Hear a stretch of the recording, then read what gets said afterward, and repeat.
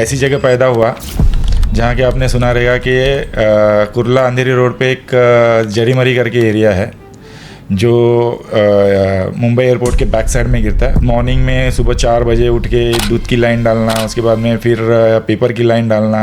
भाई को सपोर्ट करने के लिए मम्मी फूल वगैरह का बिज़नेस करती थी, फूल लेके आती थी, उसके गजरे और ये सब बनाने, और तो उसकी टोकरी लेके मैं अपने ही एरिया में घूमता था फूल बेचते हुए वगैरह।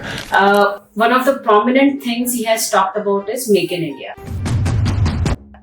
उनका काफी जोर रहा है कि इंडिया में आके आप मैन्युफैक्चरिंग कीजिए, प्रोडक्शन लिंक्ड इंसेंटिव्स देते हैं कि आप आइए, सेमीकंडक्टर्स है, इलेक्ट्रॉनिक्स है, एप्पल के फोन्स यहाँ पे आप बनाइए, गाड़ियाँ यहाँ बनाइए। गुजरात में पूरा it's a hub of car manufacturing, यहाँ से काफी कुछ होता है।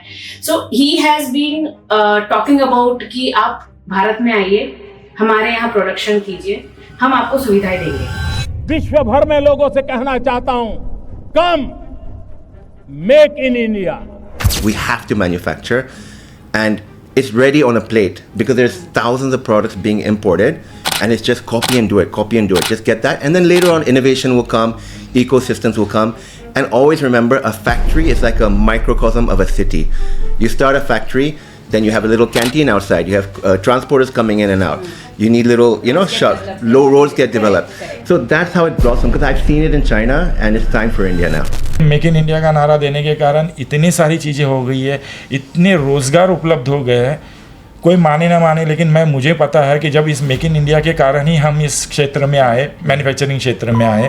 और आज जब हमने चालू किया था तो मेरे पास में हार्डली 10 या 15 वर्कर थे, कि आज मेरे पास में 125 के ऊपर वर्कर काम कर रहे हैं। जीएसटी तो उसके अगेंस्ट तो कांग्रेस ने काफी, ऑपोजिशन पार्टीज ने काफी वो चलाया है, कैंपेन चलाया है, गब्बर सिंह टैक्स और ये वो, इतने सारे टैक्सेस होते थे, इनडायरेक्ट टैक्सेस को वो सारे सिंप्लीफाई करके एक सिंगल टैक्सेशन सिस्टम में, तो it helps everyone, right? MSME का सर्टिफिकेशन सबको दे दिया। How do you see China versus India in terms of manufacturing?